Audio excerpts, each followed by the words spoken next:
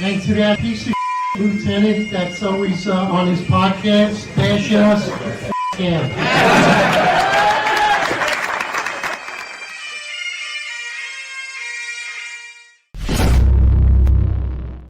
All right, attention to roll call. All right, good morning, everybody. Thanks for joining. We got a special guest with us today. Today we got my good friend, true patriot, Brooklyn's own Jimmy Wagner. He's the founding member and the president of the Donald J. Trump Kings County Republican Club. Jimmy, pleasure to be on. Pleasure to have you, brother. How's everything? It's great, John. Thank you. Thank you for everyone for having me on the show. Thank you for the finest Unfiltered. Thank you for giving me the opportunity to speak. It's a real pleasure to be here. So before we get into the Donald J. Trump Kings County Republican Club, I just got to, those of you probably know Jimmy, you probably seen him, you probably hear his voice. Jimmy's been fighting back. He's an attorney in New York City. He's been fighting back against the illegal mandates and a lot of other craziness that's been happening across New York State and across New York City. So if you're not familiar with Jimmy Wagner, you could Google him. You could look at him fighting for court, fighting for people's rights. True patriot. So honor to have you here today, my friend. Thank you. Yeah, it's always, listen, from the beginning, like the first 2 weeks, I was like everybody else with the mandate. I was scared and I was concerned. Then I had like a waking up moment. I'm like, wait a second, something here is wrong. And then it all just came slamming down that I've truly felt that the government, this was the greatest government overreach in my lifetime, probably most people's lifetime. So, and then I went to work, trying to stop it. No, yeah, you've been in the fight with everybody. You've been in the trenches from day one. And I think, something that like stuck out to me. I remember the first time I talked to you and I was like, oh my God, there's someone that's has much care about what's happening as me. And like, I could hear the angst and the anxiety in you talking, but you said to me, John, I was a Democrat my whole life. Could you talk about that? Like Sure. I was beyond a Democrat my whole life. So my father was an elected union official for 891. That's stationary engineers, right? I worked in college, in my senior year of college. I worked for Hillary Clinton. I worked for the senatorial campaign here in New York. It's something to this day I'm very proud of. I learned a lot about how the whole system works. I got that job because I was willing to go into the office every day at 6 a.m. So there's 80, 100 college kids applying for 8 positions. I was one of the few non-Ivy League kids that I went to John Jay, College of Criminal Justice. There was a lot of kids from Ivy Leagues applying to work for Senator Clinton's campaign. I gave them my word. I would be in the office every day at 6 a.m. And they said, if you're going to be here every day at 6 a.m., we'll give you the job. And it was a great job. Every day I had to go in, and this is before the internet. I had to go stop at the newsstand and buy every single newspaper there was. And so when everyone got in the office at 7, 8 o'clock, I had to let the office managers know the biggest stories that they were going to get hit with. So it was a great experience. I maintained the Democratic bloodline, right? Like my whole family is union workers. I am my little sister's a professor. She's a professor up in Massachusetts. My brother Mike's retired sanitation. He now works for the Board of Ed. My wife, my mother-in-law, all teachers. They were Garrison Beach is where I grew up. So there's probably a lot of the guys on your show, a lot of the cops on your show know Garrison Beach.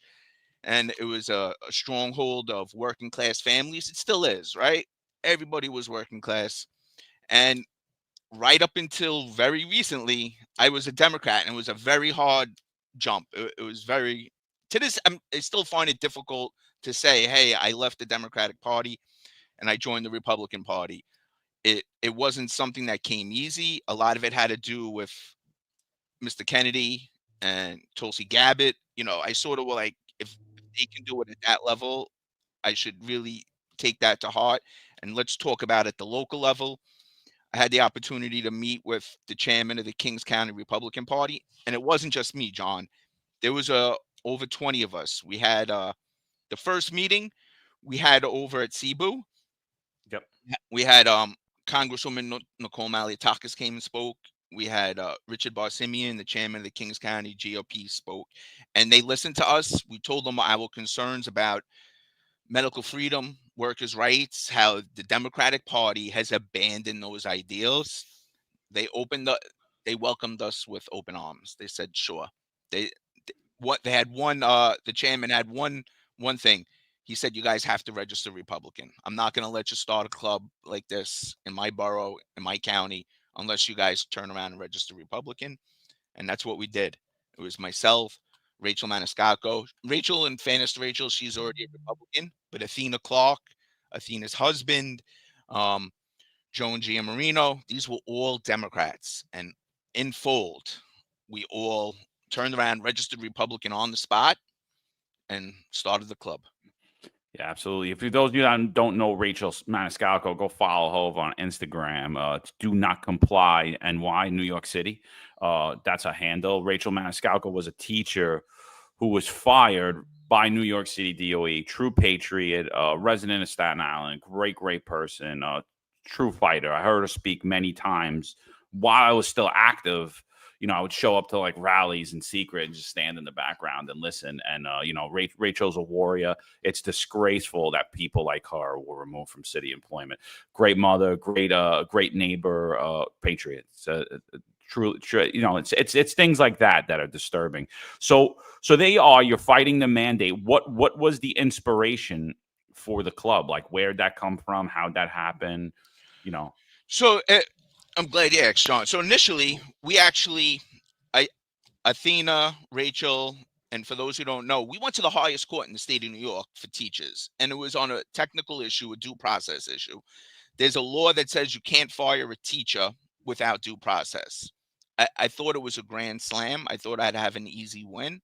I learned the hard way that our courts are just another branch of government, and they're as easily manipulated as any other branch of government. We went to the first department. We got a dissent. We went up to the Court of Appeals. And I should have known at the Court of Appeals something was going to happen when all the teachers, they had their T-shirts, Teachers for Choice, you know, with Michael Caine and those guys. So we're walking into the courthouse and the court officers are like, you have to take off your T-shirts. And I'm like, they have to take off their T-shirts. Well, the judges might be influenced. I'm like, if you're a judge on the highest bench in the state of New York and you're going to be influenced by a T-shirt, maybe you shouldn't be sitting in that chair, right? Give me a break, right? They literally made all these people take their shirts and turn them inside out, right? So we have the courtroom packed. The courts, the appellate judges, Court of Appeals, are asking their questions, and they asked the city of New York, hey, can the city of New York on teachers impose a PhD requirement? And if you don't obtain that requirement in 30 days, can we terminate you?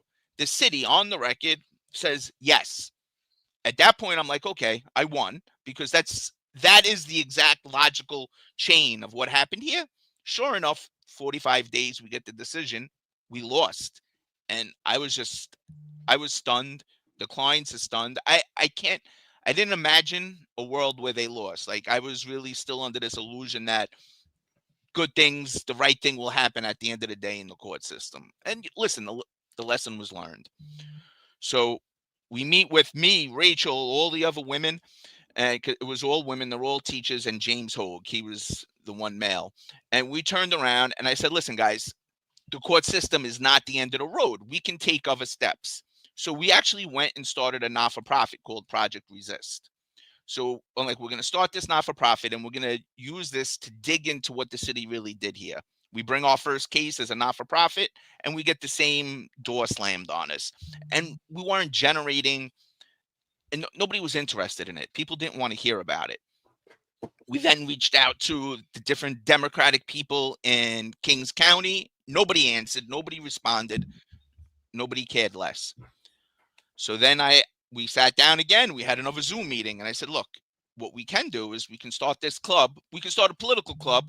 Let's see what we can do. And we can change legislation, because that is how you fix bad court decisions.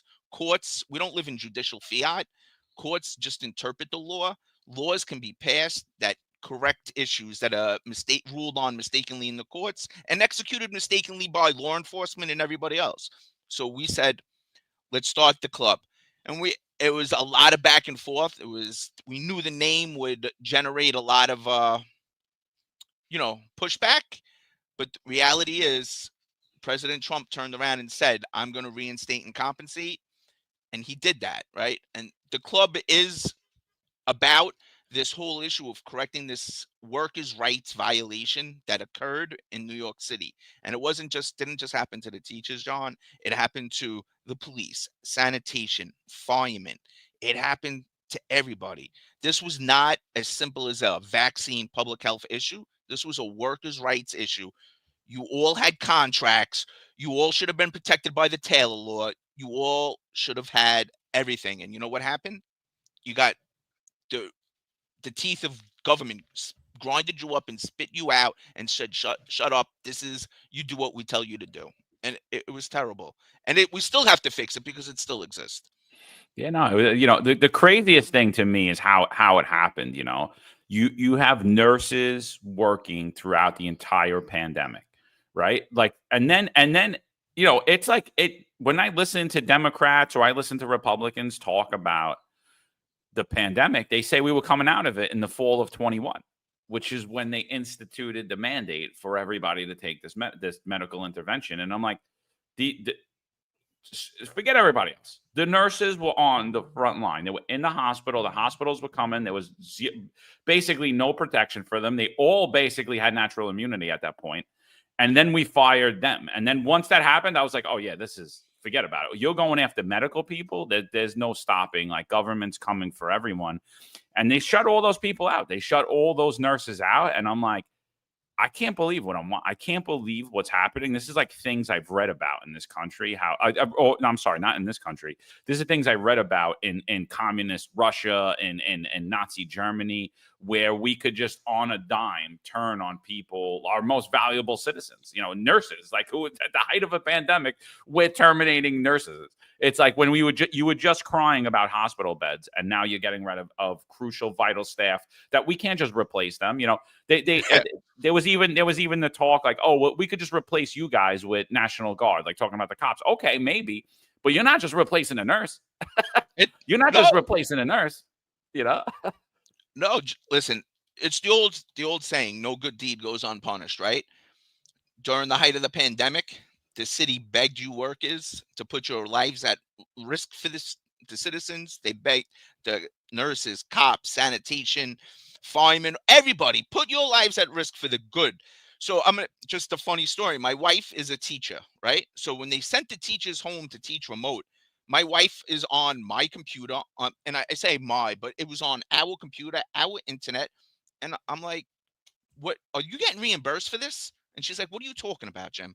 I'm like, I was like, this is a management problem. Tell management to set up an internet line to my house. Tell management to set up a computer at my house. Why are we using my stuff for you to teach on your job? This is a pure management problem.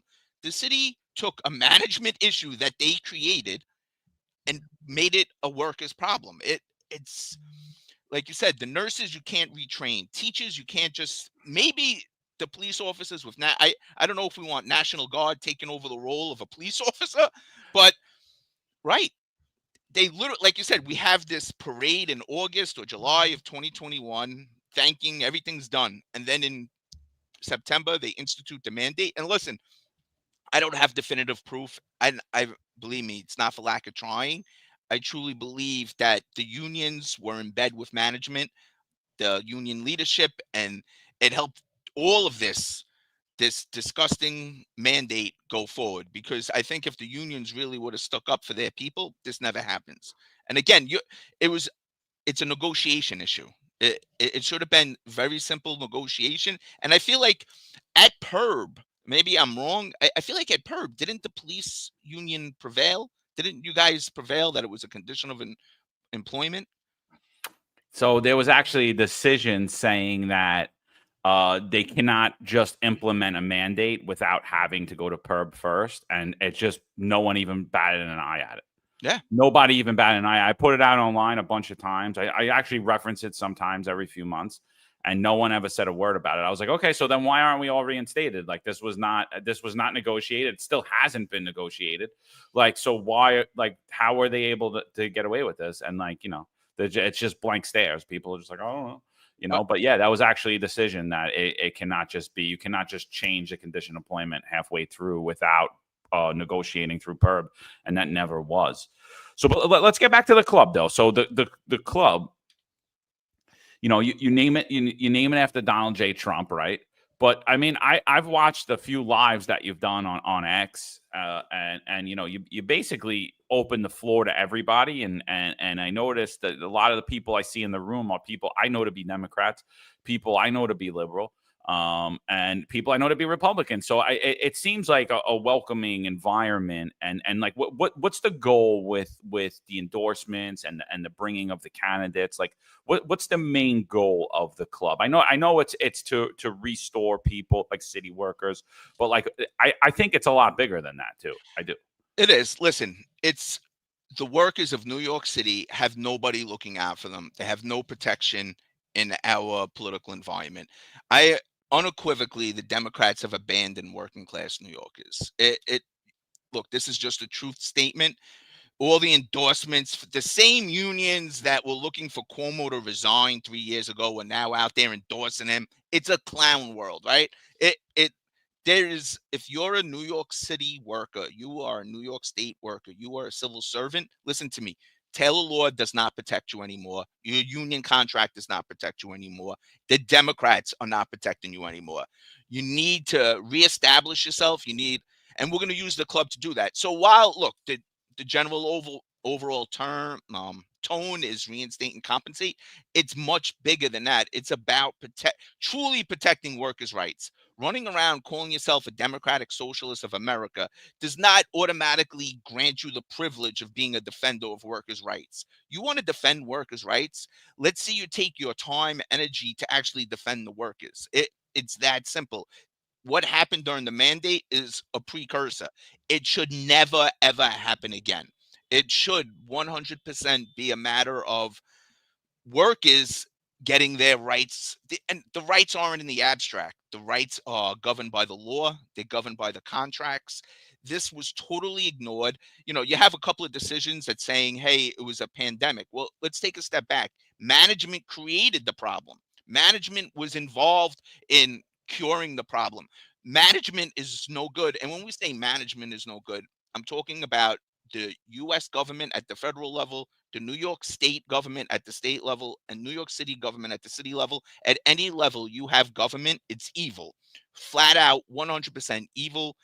And they cops of all people know, like, training yourselves to exercise government force is what the right that's given to police over citizens, right? And you guys can go and do a lot, and we give a lot of leeway, right? But it's the people giving it to the police. It's the people giving it to government.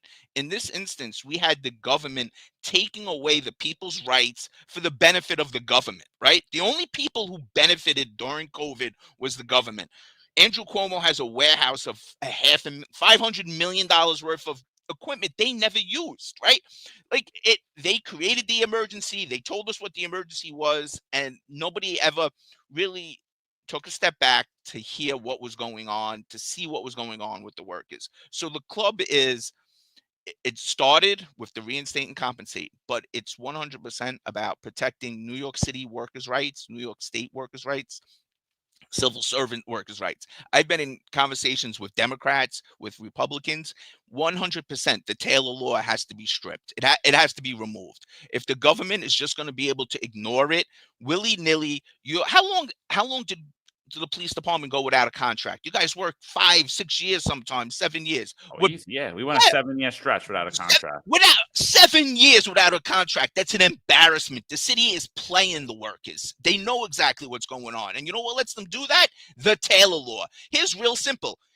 Get rid of the Taylor law. Watch how fast your contract gets settled when cops are given the ability to go back on strike, when sanitation is given the ability to go on strike. MTA workers are given that.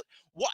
You gave up this legal ability for this illusion that there's going to be a system in place that would protect you from that happening. And has it protected the workers? Hasn't done anything. In fact, what it's done is during COVID, it showed that your contracts mean nothing. You do what the government says, and you don't like it, retire and leave. Really, it needs to be reworked. So ideally, the club is going to start finding candidates, endorsing candidates, and putting forth people that first are going to recognize the rights of the workers, and then broadly expanding it to get rid of the Taylor law. Like it's just a disaster. It benefited the upper echelon of unions, and it's benefited government management. Has never benefited the workers. So it's weird because I speak to a lot of people. I speak to a lot of Democrats in private. They support workers' rights. They support rights, individual freedom. But as a collective in public, they will not come out and say that they support workers' rights. And when we talk about the pandemic, they hang the fact on that it was a medical emergency. But I'm like, it doesn't matter to me if it's a medical emergency. If it's emergency on the ground. We either abide by standards or we don't. Do you support due process for criminals? If so, why? You don't support due process for civil workers, for city workers, or you don't support due process, or you do sometimes, and other times you don't. And I think a big problem is there's no balance in the system. I think we've went too far left in New York, and I think I don't. So like, my point is like I agree with you that government's evil, and I think there are some evil people in the government, but I think overall, there's a lot of decent people in an evil system, and they're bowing to this evil system because there's no balance in it. Like, why do you think like the Democrats have moved away from helping out the poor, the working class? Like, what happened there?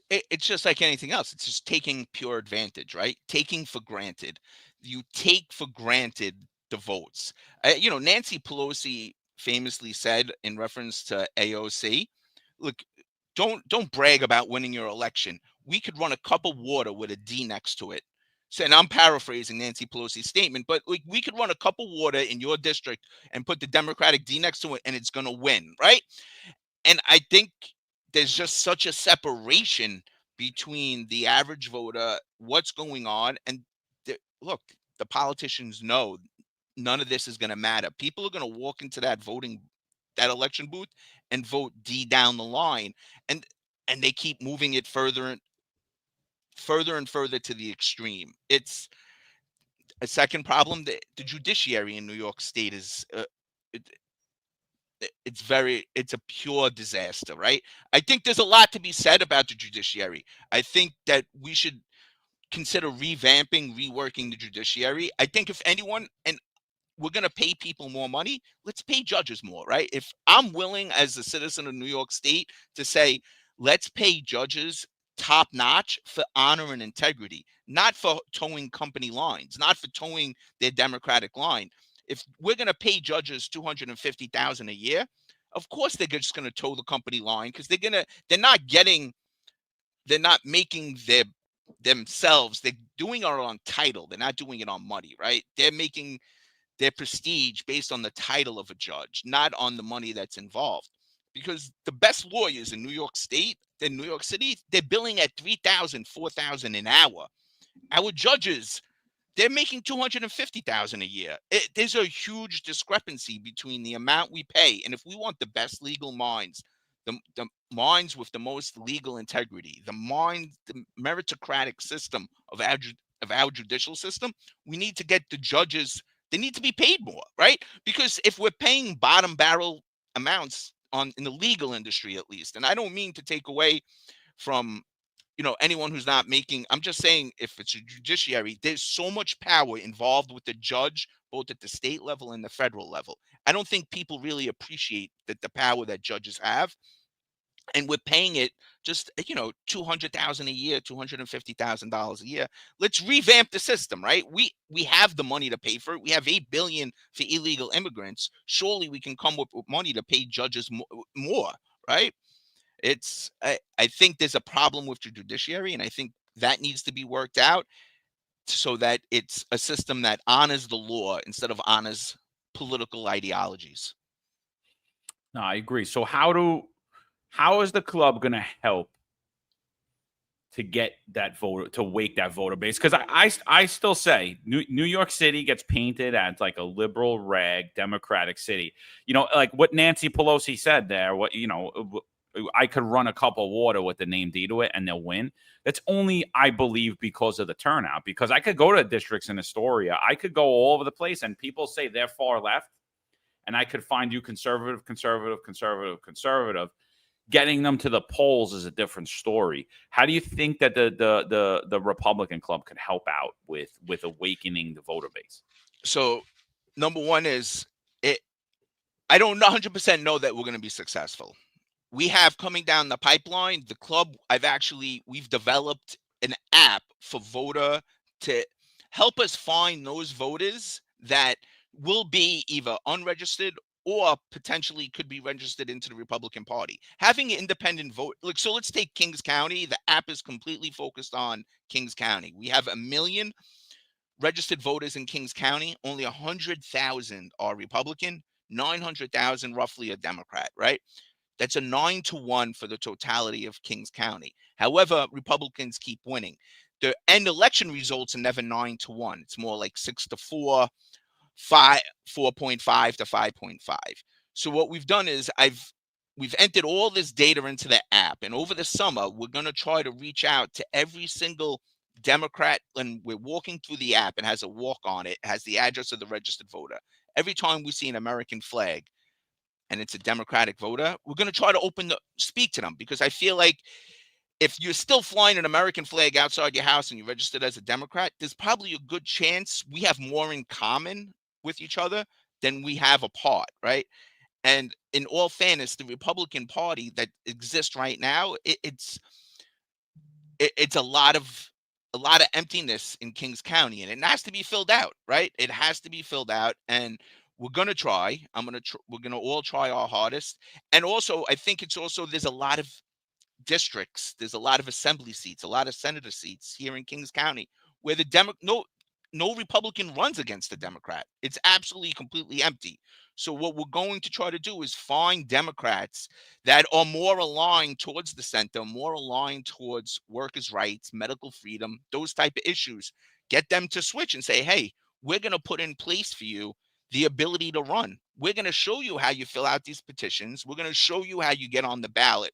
Because even without winning the election, if the squeaky wheel gets greased, right? We got to keep these issues at the forefront to let the Democratic Party know, let the people in charge know we're not going away. Yeah, we got a question from the audience. Neil S. He says, "How is Wagner and the club helping Janine Aquafreda and Elijah Diaz?" Janine Aquafreda, for those of you that don't know, she's running for Brooklyn Borough President. Elijah Diaz is running for New York City Council. So in helping them, we've given them full opportunity. They can come to the club. They can speak anytime they want. Number one, Janine's running for Brooklyn Borough President. I've met her. She's an absolute wonderful person. I do everything I can to assist her. The club does everything we can to assist her. This coming summer, we're trying to put together a plan where all the Republicans running in Kings County can all benefit from each other. I'm going to let them use the app. Now, let's talk about the app again, right? The app that's being developed for the club. I'm going to let Janine and her team use it. I'm going to let Elijah and his team use it. This type of data, you can just do a search. Mayor Adams just recently paid like $20,000 for good voter data. I'm going to tell you, the data that I have for my app, we've developed all on our own. We had to get the data from the Board of Elections. Then we had to cull it out to see what data was good, what data is bad. It's a lot of work. And where Mayor Adams is paying for this, I'm giving this data to Janine for free. I'm giving this data to Elijah for free, to Louis Cuero for free, Richie Barsimian, Athena Clark, whoever else is running on the Republican line in Kings County that wants the data. I'm going to give it to them. I'm going to let them use the app. And hopefully at the club meetings, we get everyone to download it. And I just ask all the members of the club, go out and get 5-10 people to put those names Put these names in front of the voters to get the word out there. Elijah Diaz, I don't, I'm I I did the work for him pro bono to get him to be kept on the ballot, right? So what does that mean? Like, people think of the word pro bono, they see free in their mind. Actually, pro bono means for the public good. I was introduced to Mr. Diaz by Athena Clark. They told me about the legal problem he was having. I had never done an election case. We took it. We took the case out, and I actually prevailed for him. And I found it interesting how quick the courts can move when they want to move quickly, right? We went from decision to appeal decision in less than 2 weeks. I'm not sure why we give election law such priority. To me, when somebody's civil rights are taken away, we should be able to give them that same priority, right? Somebody who's lost due process on the civil end, let's get those cases expedited. We still have appeals going for the due process of city workers that have been going for 36 months now. Let's get it right. We can expedite it. We can get these decisions out there, and the club will continue not to just help Janine, Elijah, but anybody else who's interested in running. Come speak to us, and would be happy to hear from you and see how we can help you run for office in Kings County. Yeah, because so guys, so if you want to run for office, you have to understand all of the qualifications you need to meet, and the biggest one is you need to be able to get people where in the district that you're running to sign on the dotted line and say they basically endorse you for running. And there's no way you could do that. You could do it. You could go knock on doors, but it's a lot easier with the data that Jimmy's talking about. This is how people run. They do exactly what Eric Adams did. They pay for good data, then they send their team to go knock on doors and get signatures. Depending on the seat, you might need 7,000 signatures. You might need 25,000 signatures. It depends what you need. So that data is invaluable. So correct me if I'm wrong, but if I'm interested in running on the Republican line, I'm in Kings County. I could come have a conversation with the Kings County Donald J. Trump Republican Club, and you guys would depending upon how that meeting goes, would help me to teach me how to basically become a candidate. Absolutely, more than happy to do that. Like you said, it's a lot of work, and the data. I'm giving the data away for free, and we're going to cultivate this data, and we're going to have it ironed out.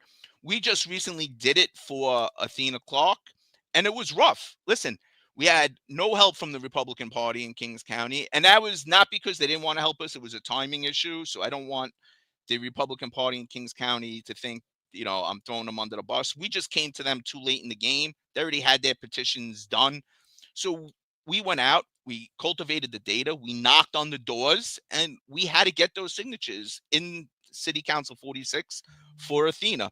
It's a lot of work, and it's not like, hey, I want to run, it's just going to get me on the ballot. It's not that simple. There's a lot that goes into it. And in addition to what the club can do is we can make the introductions on the timelines to the Kings County Republican Party. We can get you that. I can't guarantee we'll get you the interview. I can guarantee you we'll make the introduction, and you'll have the opportunity to sit down with the executive committee, with the chairman, and you can pitch to them why you would be a good candidate and why you should run. And I think there's a lot to be said about people getting involved, right? Because if they're involved, if they're running themselves, they have they're in the game. They're not just gonna walk away. You get your family, your friends, everybody, and we really need to get everybody involved. If Janine is gonna have a chance, what we need to do is she needs at least 200,000 votes. That's what she needs. There's only 100,000 Republicans, so we need to figure out how we're gonna cultivate 100,000 non-Republicans to come out and vote for Janine. And the club is all about trying to help her. She has her own team in place. Her campaign manager, a gentleman named Liam, he's an excellent, right on top of everything. He can get a lot done for her, but it's a lot of work across Kings County. There's, I think in this last decade, particularly, there's so much apathy in the country, but most in New York City. And I see it even here in the chat. Why are you wasting your time? New York City's lost. Every Republican left. This is a waste of time.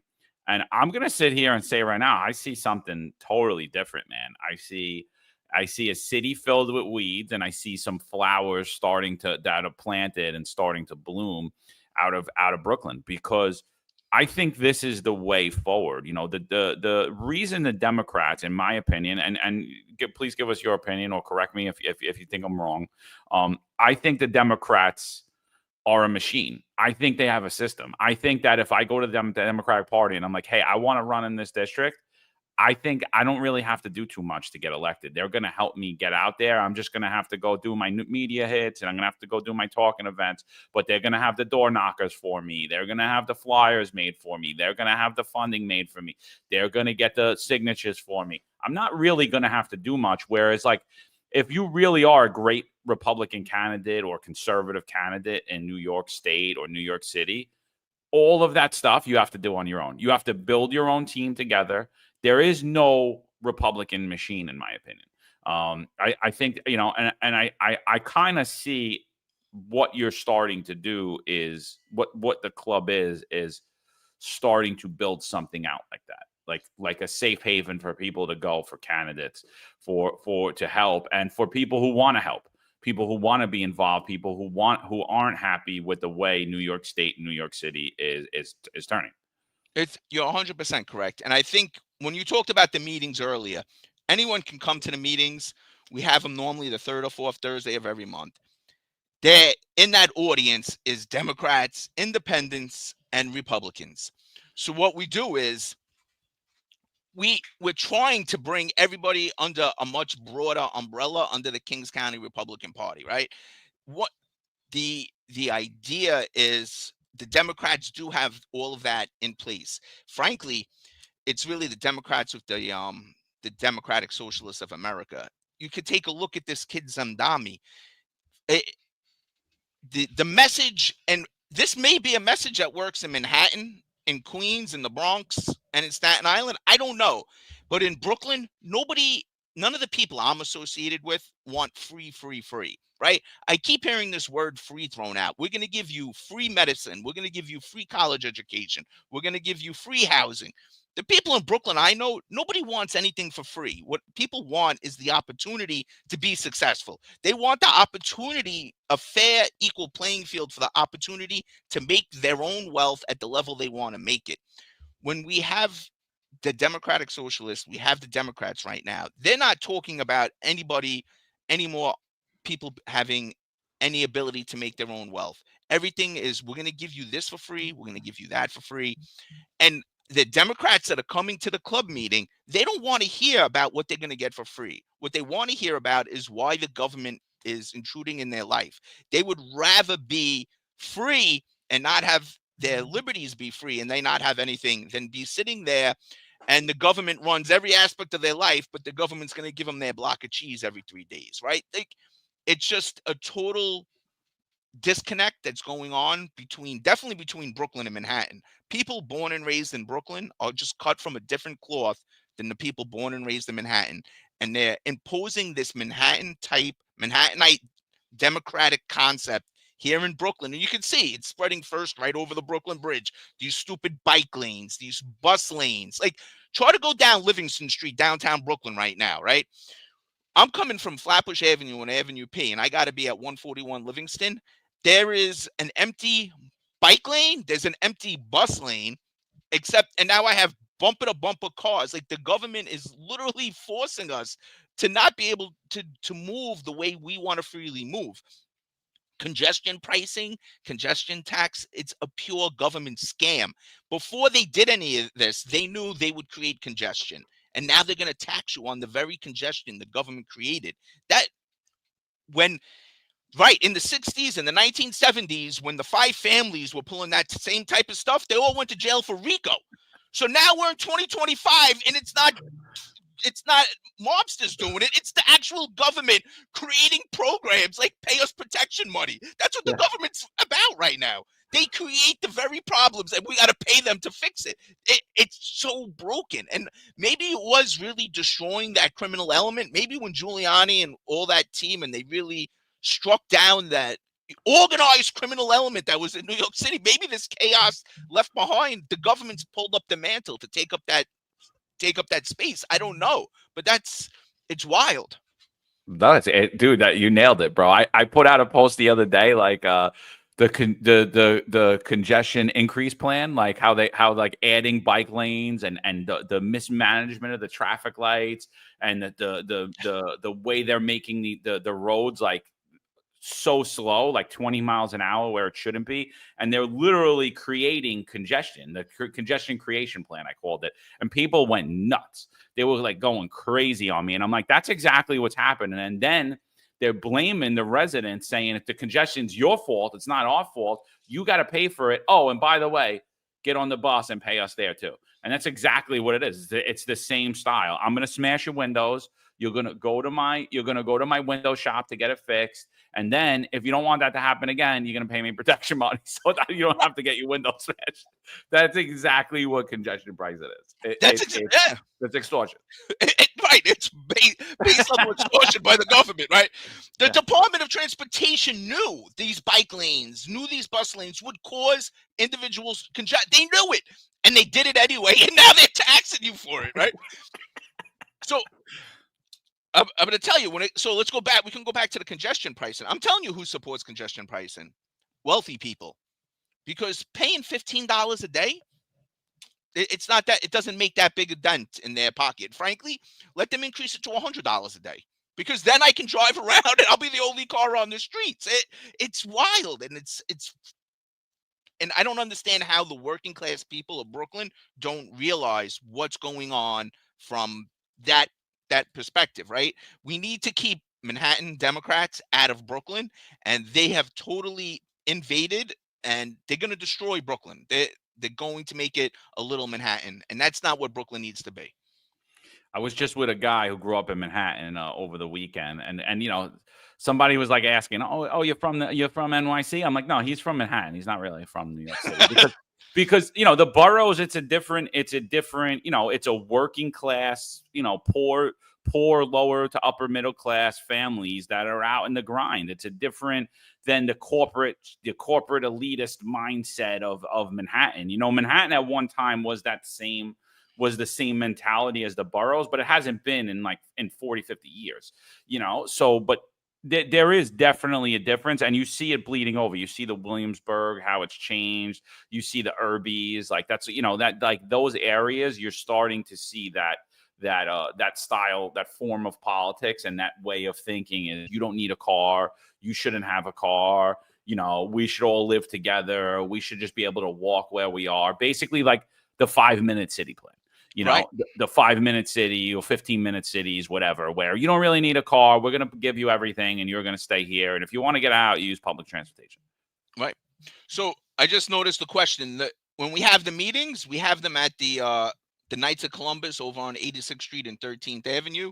And they start at 6:30. They're only to 8:30. It's once a month. Come by, see the meetings.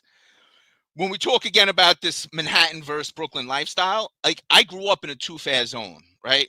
And I'm sure everyone, all your listeners know what a two-fare zone is. I had to take the bus to the train to get to Manhattan, to get to work, to get to college. If your mother or father was like, if my mother or father was around and they could drive me to the train station, I was dancing, right? Because it's a 45-minute to an hour bus ride to get to the train from Garrison Beach to take that B31 to Kings Highway, right?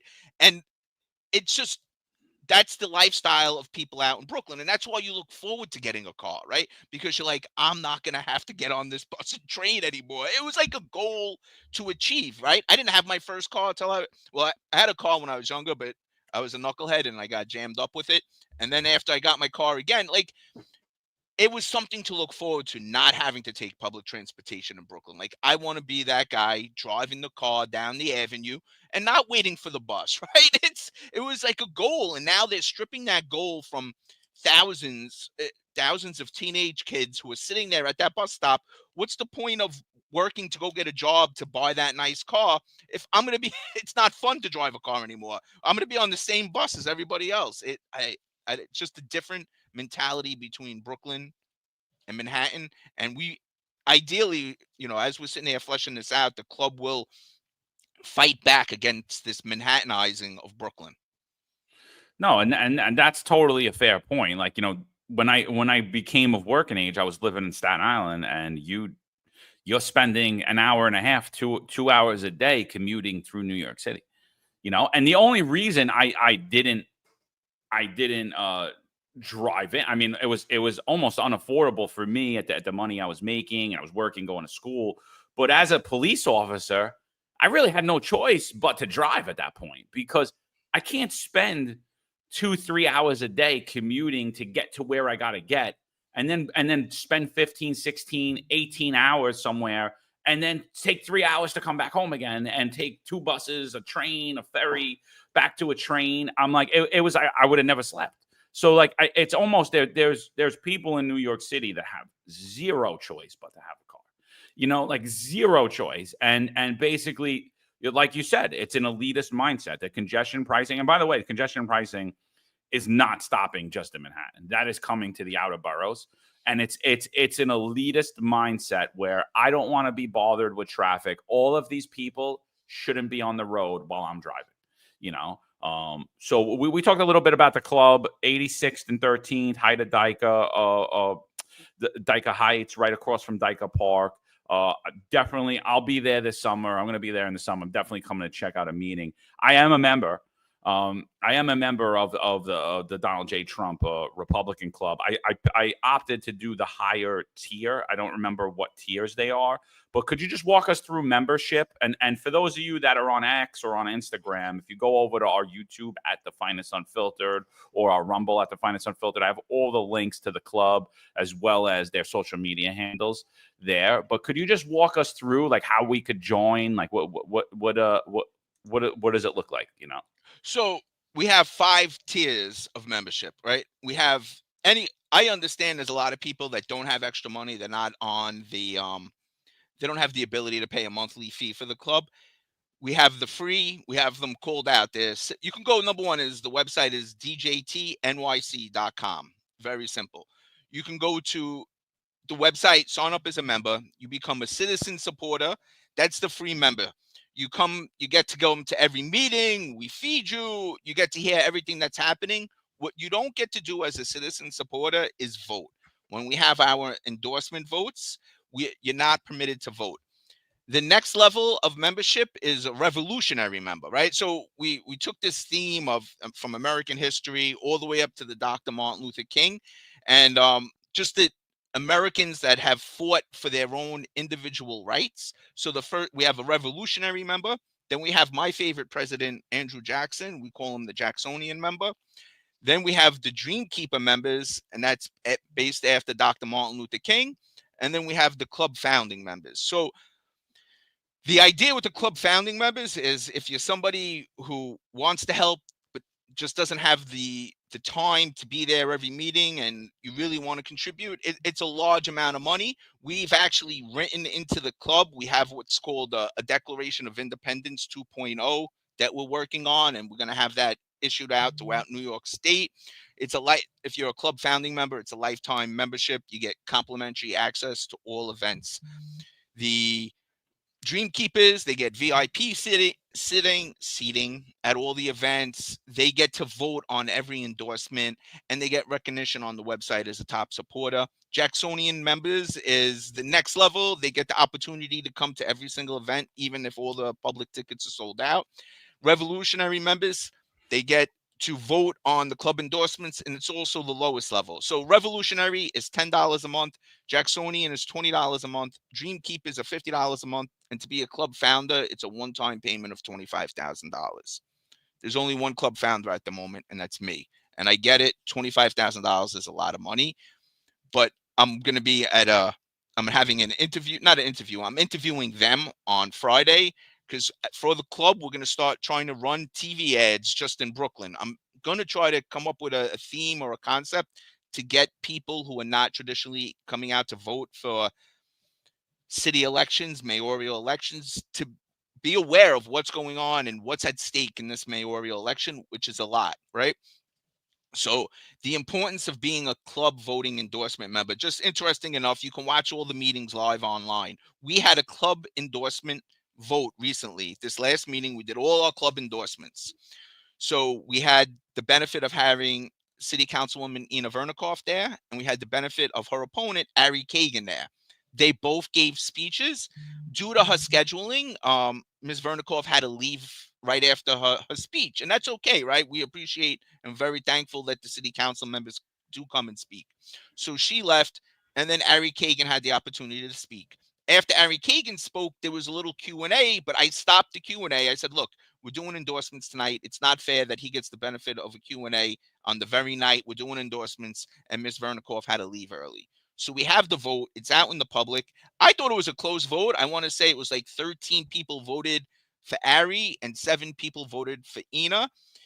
I had the proxy vote for 7 people and my own vote. So that was 8 votes total. I abstained. I didn't feel it was right that I should be using proxy votes to make a determination of who was going to win. So I abstained from the vote, and the chairman, who's also a member of the club, abstained from the vote. So Ari Kagan gets the endorsement based on a fair and open. It doesn't get much more fair than that. And the messaging I got after the fact from New York Young Republican Club, some other people, I just was dumbstruck. I was like, why is this even an issue? First of all, the club's only been around 3 months, right? It's not like we only have about 60 members. It's not like it's a huge big deal to get our endorsement or not. And this is the first time we publicly had these endorsements. I couldn't think of a more fair way to get it done, right? And I'm now being told that it should have been done a different way. Well, I'm going to tell you, after the meeting, all the members that we were discussing it, everyone was happy with the way it went. It was public, it was open, and anyone can right now to this date go watch how the vote took place. Frankly, if they wanted an appeal to a second vote, I would be open to that. I'm not, they want to have the Q&A, they want to come back, let's do it. But we're standing by the endorsement. And I also put out for the club that whoever wins the primary, whether it's Ari or Ina, whoever wins it, the club will be there for and support that person. Regardless if the majority of the members gave Ari this endorsement, we're going to be there for whoever wins it. And I will give them the app for the DJT Club. I'll give it to that person for free, right? They can use it for free, give it to their members. They can use our data for free. We're not charging anyone. And I know you get it, John. I'm hoping your listeners get it. Mayor Adams, the sitting mayor of New York City, just had to pay $20,000 to get data for the Democrats. To get that data for Republicans is very expensive. And at the DJT Club, I'm giving it away for Kings County. I'm giving it to the people. So I'm putting that out there for Ari and Ina. Like, listen, I wish you both the best of the luck in your upcoming primary. And whoever wins, the club will get behind and support the winner, and you'll have full access to our data if you want. Yeah, absolutely, guys. So do us a favor, go over to djtnyc.com, register, like Jimmy's given the option of registering for free if you like, or low cost options. So definitely get out there. I mean, I think you're getting pushback because there really hasn't been any political movements or clubs that have appeared in New York City on the Republican ticket past the Tea Party that kind of just died out a while back, So this is, I think what they're seeing is I don't think it's something that's going to go away. And I think that's why it's just, you're just going to grow and grow and get bigger and bigger. And I think that's why you're getting a lot of pushback. There's the establishment that wants to control how you guys are going to act. And I think, like this show, you're probably going to get a lot of pushback when you're having open debates and open forums. And I think what you did's fair, and I don't think you should go back on anything, and listen, I like Ina Vernikoff. I like Ari Kagan. I could say a lot of positive and negative things about both of them. But, if you're going to come speak at a club, I mean, you should come speak at a club and set aside time to do a Q&A too. When you don't do that, I can almost guarantee you that the people in the room who are there are going to vote against you. I can almost guarantee it. I could almost guarantee it. And I think it was fair that you cut the questions off, but people don't like that, and it's one thing, like when that's the point of your club is like, you're actually giving people the opportunity to listen to these people, to see them, to interact with them. And that's what we do on this show. And that's why we get a lot of hate from the establishment. And I think you're going to get the same type of, but I don't think you should change, because I think it's a great concept. And I think people need to understand what's happening and why it matters and who's running and why they should get involved. And you guys are doing that, Agreed. And look, nothing is done under the cover of night. No backroom deals. No, nothing. It's out in the open. So I'll tell you the second thing. If we talk about what's going on, like the mayoral endorsement, the club decided to withdraw and not endorse anyone for mayor, and that includes Mr. Curtis Sliwa, right? And who we have had the opportunity to speak to, but not speak to in the club setting. I'm a firm believer, and so were the other people who were present. We want a mayoral speaker, a mayoral candidate, come speak to the club, right? Take the time out, come to the club, speak to us, right? Because without speaking to us, we can get all that information third party. It doesn't mean much to us. So at this point, for a mayoral, we're going to have a great primary coming up. There's going to be a great general election. We might have 3 or 4 independents. It'll be great. And at that point, maybe when there's 3 or 4 independents running on a general election ticket with 1 Democrat, 1 socialist, and 1 Republican, maybe at that point somebody will come speak to us. Right now, none of the mayoral candidates decided that we were important enough to speak to. So we decided to, abstain from making any endorsements at this time on that end. The idea is to keep the club growing, to keep it going forward. If in fact the experiment works, it'll be great. If it doesn't work, listen, it wasn't for lack of trying on my part, on Athena's part, on Rachel's part, on everyone else who's been involved in this journey from day number 1 till now. It wouldn't be for lack of trying. No, and that's fair. I think that people, I think in order to make a proper endorsement, I mean, people should have to come and speak. They should be willing to and want to. So, and that leads me to a question. Now, let's say a Democratic candidate wants to come. Will you open the floor to a Zohran Mamdani, a Democratic Socialist of America? Will you allow that and will the membership allow that into the club and have him come speak as well? So, absolute. Look, anybody, and we welcome everyone to come speak. We just had Sam Antar, and he made clear that he was a Democrat. He came and spoke. I actually know I had the opportunity to meet Jumaane Williams' wife. We've offered Jumaane Williams the opportunity to come speak. Any Democrat, anybody who is a policymaker, anyone who is somebody who's out there in the public eye, come speak. Maybe there's something I missed, right? I watched the interview. I've heard Zamdami speak. He'd be welcome to come speak at the club, and it would be a respectful conversation. And there'd be a Q&A afterwards. It's very straightforward. We want to hear from everybody. Our club is made up of Republicans, Democrats, and independents. We are not, you're not walking into a 100% MAGA room. You're not walking into a 100% DSA room. You're walking into a room where people want common sense policies and common sense to come first. The club is united between MAGA and MAHA. So that's, Make America Healthy Again. There's a lot to be said about the welding. I think Steve Bannon, I'm taking Steve Bannon's language, the welding of MAGA and MAHA, working class people together for a government that fights for us instead of a government that fights against us. I don't think people really understanding how important what happened during COVID went on. Like the amount of power, it was equivalent to after 9/11, how much power the government took from the people. Now after COVID, it's the same thing. Like as a lieutenant in the NYPD, what's a mandate? What is a mandate? Like let's look at the word. It's nothing. It's not a law. It's not anything. It's nothing. Right. So who is the governor, the mayor, or the health commissioner to mandate Jim Wagner, Lieutenant McCary, do anything? You know what? You're nobody. You are nothing to me. You want to have a law?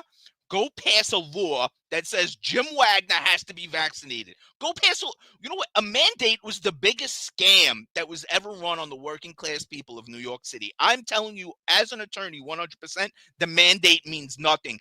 And if if the mandate came down to me, it would have been there would have been a lot of fireworks, right? The mandate never made its way to me. It was I tried as hard as I could to help all the city workers, and I feel terrible.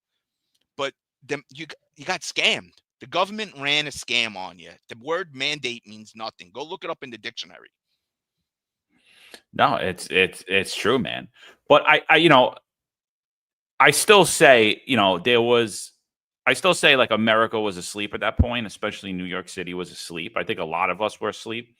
I think if you go back to that time, I don't think me and Mike Kane have a conversation prior to that. I don't think me and you have a conversation. I don't think me, Eric, and Cafecito have a conversation. I think I think there was a great awakening into politics at that time because we saw for the first time, like, wow, we really are beholden to the government. They could really upend our lives, and it was local government that came after us. It wasn't the federal government, even though, yes, Biden steps in and Biden starts saying we're criminals and he has that fiery speech. And I'll never forget that time. I told you the story the other day. I'll never forget that time. I get mandated that I have to start masking and testing at work. And I wasn't at work. So I go to like one of these clinics, you pay $50 and they're going to test me. And the girl tests me and she takes my blood pressure. She's a nurse. And she goes, "Oh my God, what kind of blood pressure medication you on?" I'm like, "I'm not on any blood pressure medication." And she's like, "Your blood pressure's through the roof." I said, "Yeah. Do you hear what the president of the United States is saying? You have it up on the news channel. Do you hear what he's saying? I have to take a test like I'm dirty, like there's something wrong with me when I'm watching people who took something still get sick, but my life doesn't matter, only theirs does." I'm like, and I go on a rant with this nurse, and I don't even know this girl. She starts hysterical crying, hugs me, and tells me that she's scared. Her husband's a sergeant. He's being mandated, and they don't know what they're going to do. And I'm like, what world are we living in? Like, what is happening? And I think, it really blurred like any of the political barriers that we thought we had. Like, I probably thought I was a Republican at that time, but I like now I'm like, I don't really know. I know I'm more conservative leaning in my values and I'm more individual freedom, but I think there was a great awakening that happened. And I think it's still happening. Would you agree that there's a political awakening happening in New York City? I hope. I really I pray. I hope. I talk to a lot of young people. I've been really trying to reach out to the younger generation, and a lot of them seem to think that government's a good thing. When you use the word conservative, in my mind, I have a very difficult time as an ex-Democrat saying, "Hey, I'm a conservative," right? I have an easier time saying I'm a constitutionalist. Like, let's just go back to the Constitution, whether it's the state or the federal. Hopefully, people will recognize that these documents, the Constitution of the state of New York, the Constitution of the US government, these are our rights, right? They're not there for the government and they're not limited. This we're supposed to have like unlimited rights. And the reality is the government's like, no, no, no, this is limited, limited, limited, limited. It's not like that. And I think, like you said, there are the idea that what local government did to us, did to the workers in New York City and they did it in collusion with the union presidents is so scary. And that's why, and like I said, my father was an elected union official. I can tell you unequivocally that if my father was alive, there would not have been a single school, because 891 opens and shuts this public schools. There would not have been a single public school open or shut during the pandemic unless his union members would have got something. I'm telling you, he would have said them all, "You're out." We need a lot more than $500 in French fries. We need something. And the unions just caved, right? Like the union, everyone did what they. I have to this, like you said, people were scared, and the government knew that, and they used that fear against everybody, and it's terrible. And there's no reason due process for workers had to be suspended. They could have given every single one of you guys due process and then fired you. They really could have, and then move on. But the suspension of due process, the suspension of contract law, the suspension of everything, all because management needed it suspended. It it should never happen again. And that's part of what the club needs to make sure of. Athletes and performers were exempt. There was a lot of people exempt. The courts weren't. So in the courts, criminal courts kept going forward. So I know this young lady. She's a stenographer. She was never vaccinated. She covered the Kings County criminal court. She's there. Right? The criminal courts are still going, right? So the stenographer has to be there to do the work. Then they mandate it. And she's like, what are you talking about? She's like, I've been here, the only stenographer here in person for the last 2 years. And now you're telling me I need to be vaccinated? She got up and quit. Like, she's like, I'm not doing it, and moved on. And it was just like this whole, if you want to be vaccinated, go get vaxxed. Go get it. God bless you. If you don't want to be vaccinated, it should have been such an easiest individual choice. When they started using government coercion and force, everyone knew it was bad. Everybody knew it was bad. It was whether how much you wanted to awake yourself to realizing how bad it was, because next time it's going to be worse. No, I totally agree with you, dude. Like, there was so much hypocrisy. I mean, there were people exempted within the same agency, like same positions, same titles, same similarly situated. And then you had like an agency like the DOC, the Department of Corrections. They never touched them. They were mandated, but they never did anything with it. And it's like, whoa, why didn't you touch the Department of Corrections? Like, why was it so important to get the cops, but not the Department of Corrections? And then MTA never got touched. All of these other agencies never got touched. And it just made no sense. And then I would always laugh. Like, I'm like, oh, if you want to just go eat without a mask and have to deal with it, drive to New Jersey or drive to Long Island. Yeah. I just got to drive. I just got to pay a toll, or I just got to drive a little longer. And, and none of those cops, none of those teachers, none of those nurses. Well, the nurses did, but none of the other professions had to touch it. And it was honestly, it was a horrible time. And look, and it was a destruction of the religious right too, right? Like, they just hammered home, this idea that Christians aren't entitled to accommodations because one pope said, the vaccine's a good thing, right? There's 60,000 denominations of Christians. There's 60,000 different types of Christian belief. When one religion turns around and says, I can't eat pork, no one asks for any depth on that statement. We just take it as a fact. Like, okay, you're not going to eat that because that's your belief. We can agree with that. However, as soon as a Christian said, I can't take this vaccination, we had to start providing depth that's not required anywhere else for anybody else. Well, why can't you take the vaccination? Oh, is it because of aborted fetal cells? Well, they don't have aborted fetal cells. Like, they knew your answers, and they already planned against what you were going to say to force you to walk away from your internal religious beliefs, especially if they were Christian, right? And I want to tell you, I did a lot of work for Jewish people who were also denied. So it wasn't just Christians that were denied. It was also religious people that were denied. And I'm sorry about this.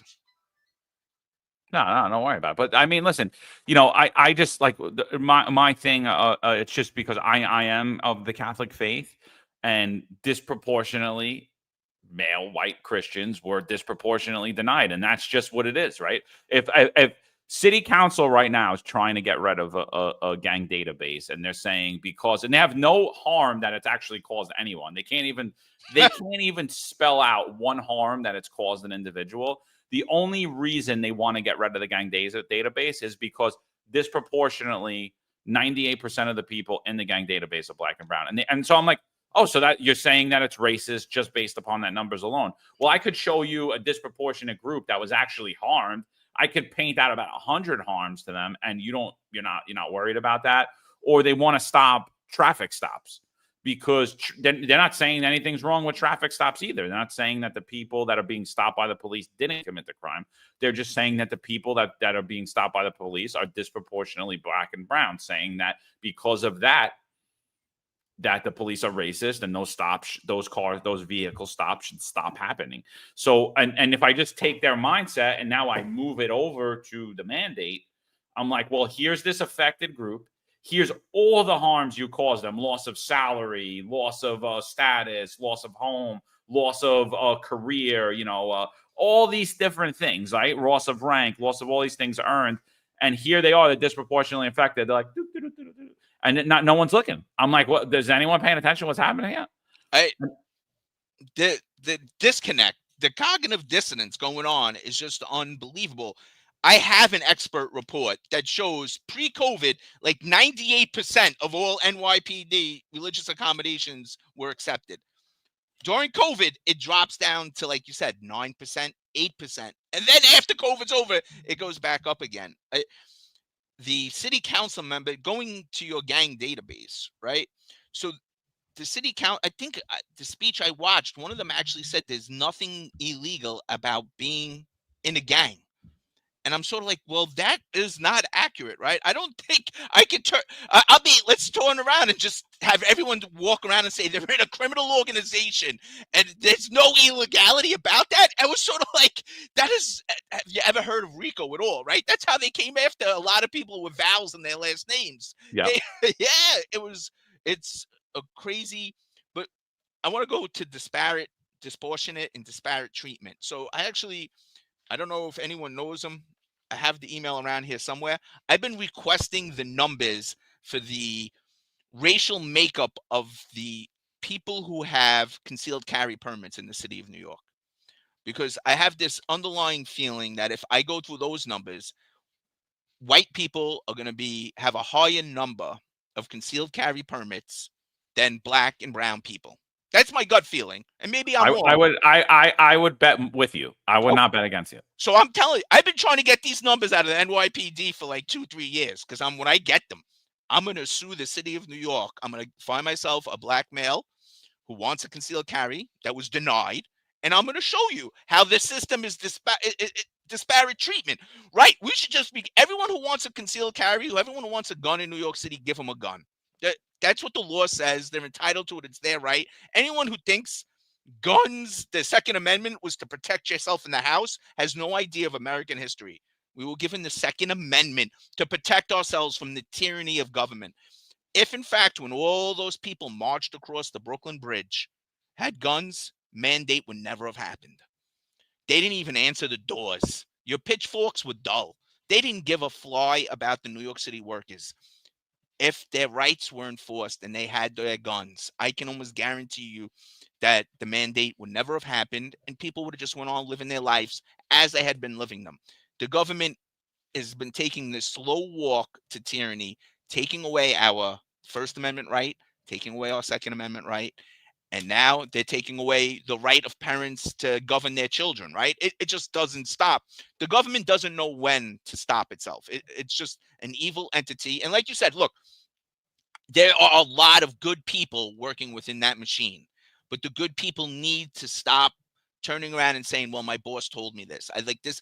The good people need to stand up. And you know it's evil. Say it's wrong. Say, no, I am not doing this. It is wrong. Stand up.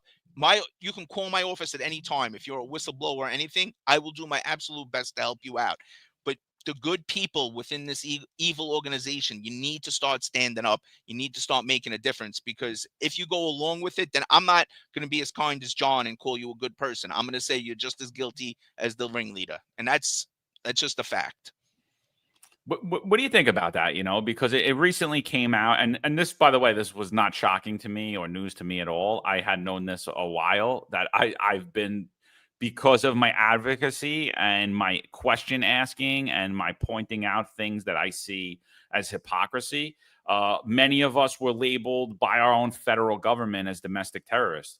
Myself and Eric Dim have been labeled as domestic terrorists by our local government and the NYPD for speaking out and saying things. I wouldn't even say speaking out, just giving our opinion and using our First Amendment God-given right without threats of violence, without threatening anyone, just asking questions and giving our opinion.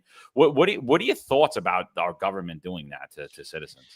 I'm still in shock when I had saw that the government had did that. First things first, it's the watering down of terrible terms and language. Terrorism, terrorists, the guys that did real terrorists that flew planes to the Twin Towers, that's a terrorist. That's just a monster. The idea that you're calling somebody who stood up for their God-given right on American soil a domestic terrorist, you're the terrorist, frankly. They're the monsters. They're the ones that should be. They need to be investigated, right? To think that you, Eric, Rachel, Michael Caine, that you people were labeled domestic terrorists, it destroys the meaning of the word, and it goes back to definitions. It goes back to people who think boys can be girls and girls can be boys, and it's just a mangling of the entire English language. Because clearly, in my mind, you're not a domestic terrorist. I come from Garrison Beach, and in Garrison Beach, we had some bartenders that allegedly were associated with like the IRA back in Ireland, right? Those guys were freedom fighters to some, terrorists to others. We're talking people that did very, very bad things. There is never, ever at any time a person's speech makes them a domestic terrorist. Never. And I don't even think I'm firmly against the idea that speech can instill violence. Violence comes from a person. I would expand free speech even beyond the current levels. Like the First Amendment's pretty straightforward. However, that being said, I don't even know what you guys could do, what your recourse is. Like, how do we figure out exactly who is on this domestic terrorist list? Let's get to the bottom of it. Make sure names are removed. Soon as this happened, so with the teachers, there was something called, they had these marks on their professional licenses. And we always assumed the mark was there because of the not being vaccinated. After this came out, we were starting to think that mark actually went on their professional license because of this federal label of domestic terrorism. Like it's just I can't believe it happened in 2025 in America. And frankly, if the government wants to see domestic terrorists, there's a bunch of Venezuela illegal criminal immigrants running around. Like where does the line get drawn here? Right? You got drug dealers running up from the southern border, running crazy, and we protect them. And we're here. We're citizens of this country. We support this country. We're standing up for our rights, our God-given rights that are baked into the founding of this nation. And we're calling for, like you said, calling for a return to to constitutionality. And it's wild, man. It's totally wild. I think there's a civics lesson to be learned here too, right? You keep saying God-given rights, and I agree with that, right? That is the truth. That's what the rights are.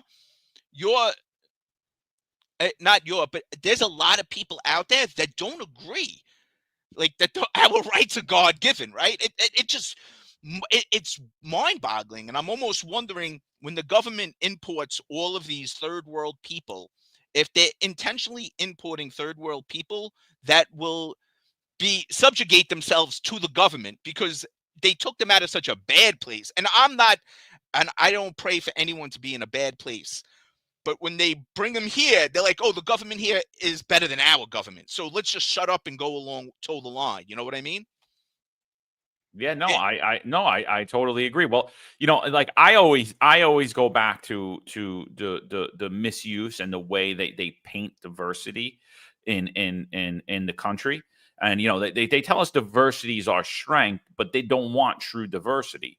True diversity, I believe, is you could go into a strong Italian neighborhood, you could go into a strong Chinese neighborhood, a strong Black neighborhood, a strong Haitian neighborhood, a strong Jamaican neighborhood. You could go into all of these strong neighborhoods, and they have their foundational beliefs and their families and their religions and their culture, but they also have one overriding thing. They're all Americans, and we all agree on the same basic founding principles of this nation. And when we import people who do not want to accept the founding principles of this nation and the God-given rights that were baked into our Constitution, when we have people like, like when I think I think the thing that woke me up to politics the most is when I heard Barack Obama say that the Constitution just tells you what the government can't do to you. It doesn't tell you what the Constitution, what the government must do for you. And I'm like, that's the point of the Constitution. And like, that's when I started like really listening to what he was saying. And I was like, and I started like listening to all, like everybody, like what they were saying. I started like wait, what did he mean by that? And I would go back and then I would research. And that's how like I really got awoken to the politics. And I think when we talk about the diversity, yeah, everybody should come to everybody that could come to this country in a reasonable fashion. That we, I don't support overbuilding in my neighborhoods. Like I want things to get better, and I want there to be more housing, and I want there to be nice facilities to go to. But I don't want you to just rush building and just start dumping things everywhere, and then we don't have the roads or the schools or the hospitals to help these people. But at the same time, it's the same thing in the country. We can't just open up our floodgates. But when we do allow people to come in here, they should be assimilating, and that's diversity. Yeah, I'm in a Jamaican neighborhood. And I could get food from Jamaica, and I could hear them speaking their native language or in their native accent. But we all agree on certain basic principles, 100. Like, so let's talk about diversity. I don't think there's a more diverse place in the world than Brooklyn, New York. I'm 100%. not a world traveler, and I don't want anyone of your listeners to think that. I've been to Canada and Puerto Rico in Ireland. So like I've spent all my life in Brooklyn, right? And I remember when I applied to Syracuse, I went to Syracuse Law School. One of their big catches was like, "Oh, we're a diverse school," and I was like, "All right." So look, I went to Sheepshead Bay High School. It was 25% white kids, 25% Hispanic, 25% black. Like, it was a very mixed. I went to John Jay College, right? I have never been in the majority anywhere in my entire life. It's just that simple. So when I went to Syracuse and there was like 8 black kids, I'm like, this isn't that what I'm used to in diversity, right? So when you come back to Brooklyn, when you say there's strong ethnic neighborhoods, I can remember trying to date like a girl over in Bensonhurst, and I was scared. I'd be like, I call her up. I'm like, listen, I'll come get you at 4, but I don't want to be stuck out on Bath Avenue after hours. Like, because Yeah. it was just a teenage mentality. Was it deserved? Were there some knuckleheads in every neighborhood?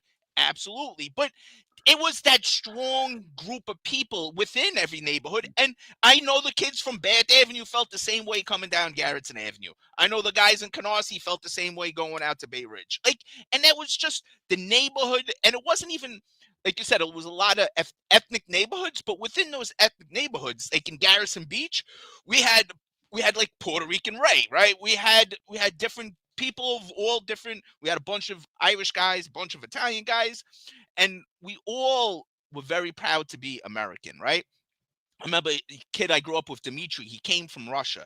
This kid, Dimitri Yampolsky, he could turn his Russian accent on and off, and it was really an amazing thing. He'd be with us in Garrettson, speaking perfect English. We'd go down to Brighton, and he had his Russian accent going. He could speak Russian, but he was always the first person to tell you, "I'm American." I'm like, I don't want to hear about this and that and everything. And I always was very proud to have him as my friend, because while I was stuck in this mix, I'm Irish American, I'm German American. Like, no, like, I'm American. I think we really need to get back to understanding that, unifying without getting rid of our heritage and trait, because there's good parts of everything.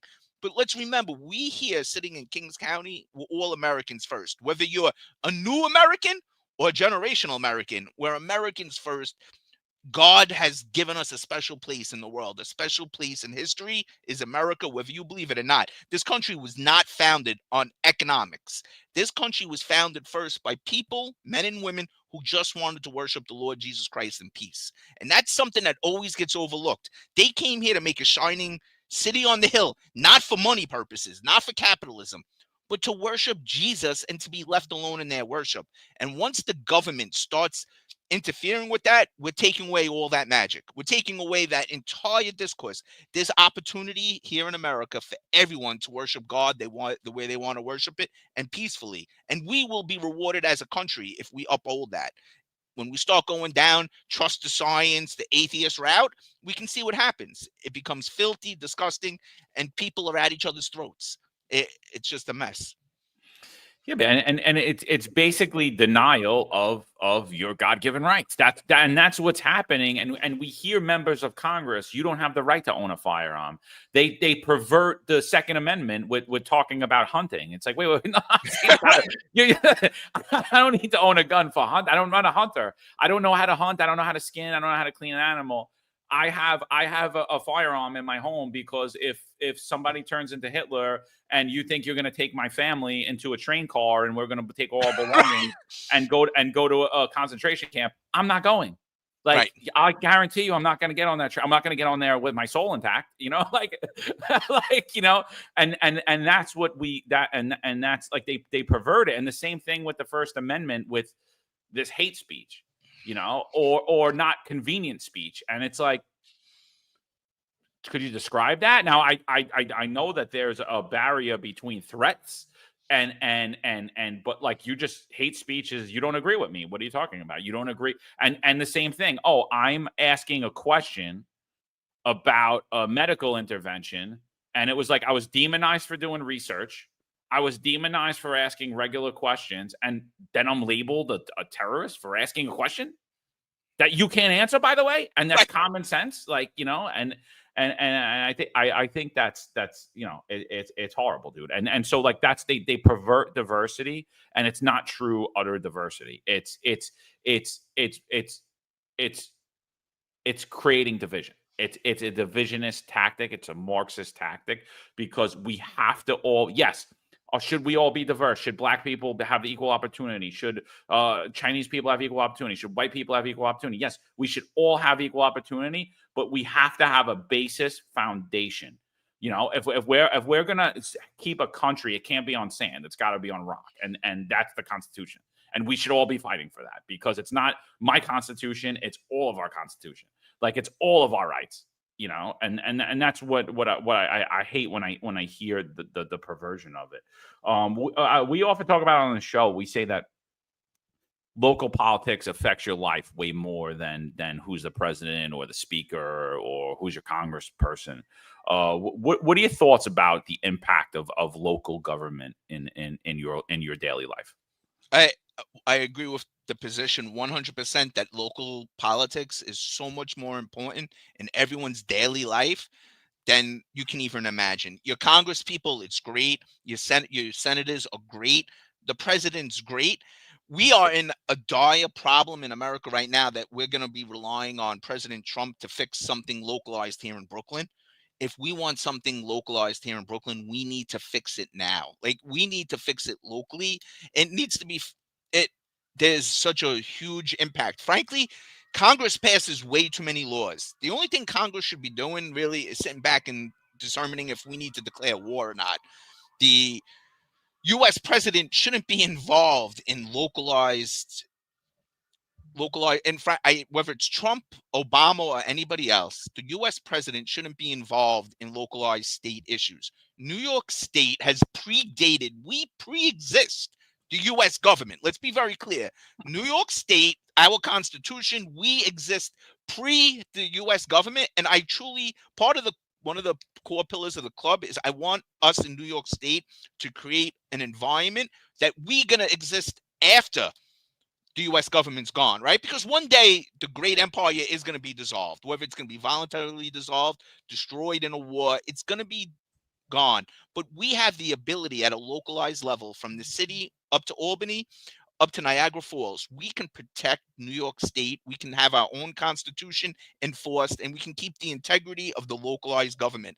I would say, everybody, the amount of energy you spend on the federal issues, if you spent half of that energy on the local issues, New York State would be a place where people were moving to, not away from. We would refocus the energies of New York State. People would be proud to come to New York State and want to live here. And they wouldn't be running away, because right now people, they just don't want to fight. They run away, and that's what happens. So, like, I get right now you're on the front lines. You're fighting behind the scenes. A lot of people here are saying that you should also be running in politics for a seat, potentially mayor or anything else. Do you have any political aspirations? I'm going to tell you, Archbishop Fulton Sheen said it best, right? In the arithmetic of men, there's always a deficit. In the arithmetic of God, there's always an abundance. And when it comes to running for office, maybe a time in my life I would have been interested. I feel I have a much better position with the club to help other people and put that together. I've been very blessed in my life, and I don't want anyone to ever think differently. I have been what I consider to be economically blessed, and I'm able to pool those resources, pool all those ideas, let people meet each other to put the best people in place to run for office.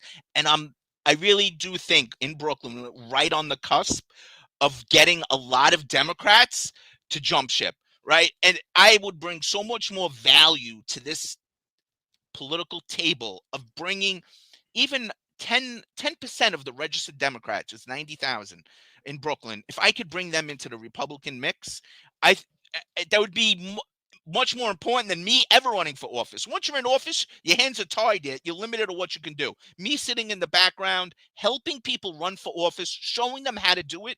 The club, we're going to put out a video series. We're going to show people how to do their petitioning. We're going to show people how to put the teams together. We're going to put that all together, and we're going to help people help themselves, right? Like me running for office, I would never be able to get any of that done. I really wouldn't.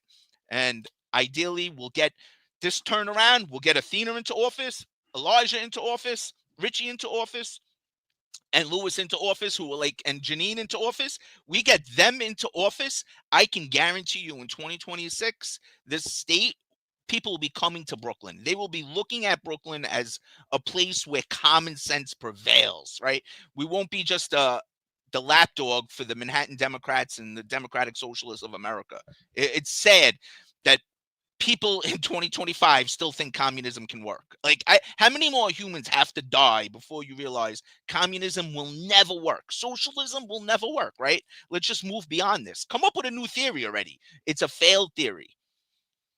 No, and by the way, I totally agree with you. And I don't think, a lot of people, I think, in the chat are misconstruing what you're saying. He's not saying that he doesn't want to do it because he's afraid of the task or he wants his own freedom. He's saying that sort of the same position that I have, as I'm more useful out here. I could help on a larger scale than just going into one district.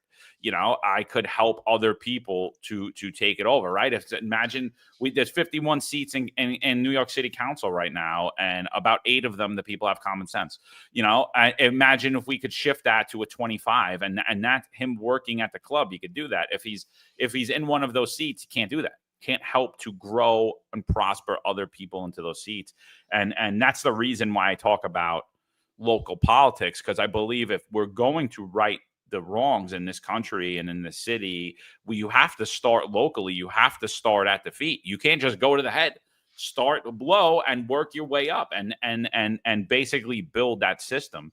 Gonzalo Duran is on here. I forget what seat Gonzalo's running for. I'll get that in 1 second. I know he's endorsed by the Conservative Party, but he asked, "What's the next big goal of the Donald J. Trump Republican Club?" So, and I know you're hearing me talk about it a lot. I really think access to the information that is being sold is key to revitalizing the Republican Party in Kings County. This information is real. This data is real, and it costs a lot of money. We are building the app so that everybody who wants to run for office in Kings County on the Republican line can get access to that data, and we're going to give it away for free, right? I just want us to be very clear. In Gonzalo, you'll get access to the app. Also, you would be the first citywide candidate that I would try to do it for. I've been working on it localized. It's a lot of data, man. Like, I don't think people really appreciate. So we get the data that came from the Board of Elections. It's in a TXT file. We can step back 1 second, John. So beyond a lawyer, I'm an inventor. I have issued patent. I have other patents that are up. Even from a young age, I've been very computer tech savvy. So we get this data. It's an old TXT form from the Board of Board of Elections. I then have to take this data and convert it, and I want to give proper acknowledgement. I have this young lady working for me. She just graduated from the University of Tampa, Carrie Ann Visconti. This girl is, for a college graduate, it's so hard to get hardworking young people. We developed the program to pull all the data out that we need to get into the app. Once we have the app set up, John, it's going to let everybody know, whether you or someone who's running for office, they'll know every address in Kings County where you have a registered Democrat, a registered Republican, and most importantly, addresses that have no registered voters at all, right? So the idea is, while Athena Clark is walking through her district, going up 34th Street, she's going to see the houses that are Democrat. She's going to see the houses that are Republican. The 4 houses on the block that have no registered voters at all, we're going to target that house, right? We're going to go to that house and say, hey, let her do her introduction, say, this is why, and they're going to say, hey, I'm not registered. We're going to hand them the registration form right there. If we could just get 25% of the even lower than that, if we can get 10% of the unregistered million people living in Kings County, that could be that swing difference that we're looking for. I think we need to bring hope to the people of Kings County that, don't just put your head in the sand and vote for D, because they're not real Democrats. They're not real Republicans. A lot of these people are just career politicians that will just go with the next thing that's going to keep them in power, whether it's forcing a public health emergency mandate on the people. There was, again, we keep going back to the mandate, but it's really like the pinnacle of government overreach in 2025. And if we don't draw the line now, it's going to get much worse. The next time some chicken flu or something happens, there'll be no stopping the New York City government. I will have to leave the state of New York. I will have to leave the city. It's that simple. But to go back to Gonzalo's question, the idea is, let's get this app built. There's some, Bobby Ann Cox from Uniting New York State. I had the opportunity to speak to her up in Albany. We're going to get together. She's going to show us how we're going to, over the summer, we're going to set at least 3 or 4 different places where we're going to try to just register more Brooklyn people to get involved, even if it just means they're going to come out on election day and cultivate our own data that's legit. No, yeah, I think that's you got to run or anything? You busy? No, I'm good. I was looking at actually, now I figured out how I can read the comments. I was trying to read them across and gotcha. on the screen. So long story short, this format you have, this program, it's very good. It's very smooth for the broadcasting. No, it's good. It goes across all platforms. Yeah, it goes across a lot. I don't want to say all. I think you get up to 7 platforms at once. It's good. But I didn't know you were Venta. But just to go back on Gonzalo, Gonzalo's running for public advocate in New York City. Gonzalo, reach out to me if you want to come on the show, and we'll get you on to go over your platform. He's the conservative back candidate for public advocate. So we appreciate you joining here today. Sorry, I had a brain slip. I've been interviewing too many candidates, and I didn't want to say the wrong thing. But yeah, he's running for public advocate. So and I tell you, and Gonzalo he is the first citywide candidate the DJT Club ever endorsed. He did come to the club, came out after a long day of work, and he spoke to us, and he took the Q&A, and we were all very impressed with him. And he did get the public advocate endorsement for the DJT Club. Yeah, awesome. I didn't know you were an inventor, dude. I had no idea. I actually tried to get a patent pushed through years ago. I couldn't. I was unsuccessful. The Sony Corporation had took my idea in 1987. So I was like a weird. I was in the mall shopping, and I was like looking for a suit, and I wanted a shirt and a tie to match. So I'm like taking the shirt, putting the tie, and I'm like, why isn't there an app that I could do this, or something that I could just take a picture of myself, upload it, and that was like 2006. So it was like, the apps really weren't developed yet. It was still like kind of internet based. So me and my friend, we developed this website where you could basically, you could kind of do that. But when we went for the patent, Sony, I was the craziest patent. I should pull it up and show it to you. It was literally, they had a TV screen with a camera on top of it, like a Polaroid camera. And they didn't even have the technology or the wording yet, but they basically said the camera pushes to the TV and you're able to virtually shop. Like they didn't use those words, Right. but it was my idea. But it was in 1987. My idea was in 2006. So then we moved it for a while, and we would just face where you could just move the head around, and we never like followed up on the patent.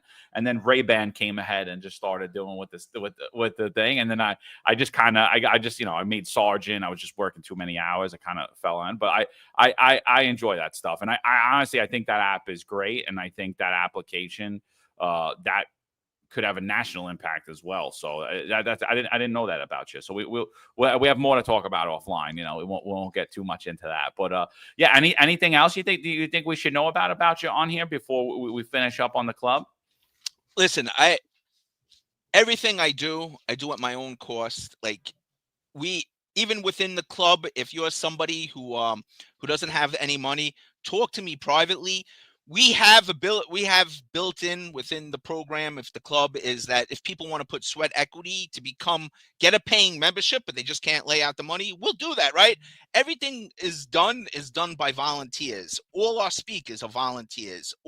Everything Rachel does, it's volunteer. Like, if you really want to make a difference, if you really want to do something, you have to be ready to put the work in, and that's volunteer work. Hopefully it will all end up panning out for the benefit of everybody. If it doesn't pan out for the benefit of everybody, maybe that just wasn't God's will, and I'm okay with that. But at least I can put my head down at night knowing that we've done everything we tried to do to enforce God's way here. And when I say God, I mean the Lord Jesus Christ way here in Kings County, because Kings County is the borough of churches, right? I think it has the most churches per capita of anywhere in the world. And the idea that we have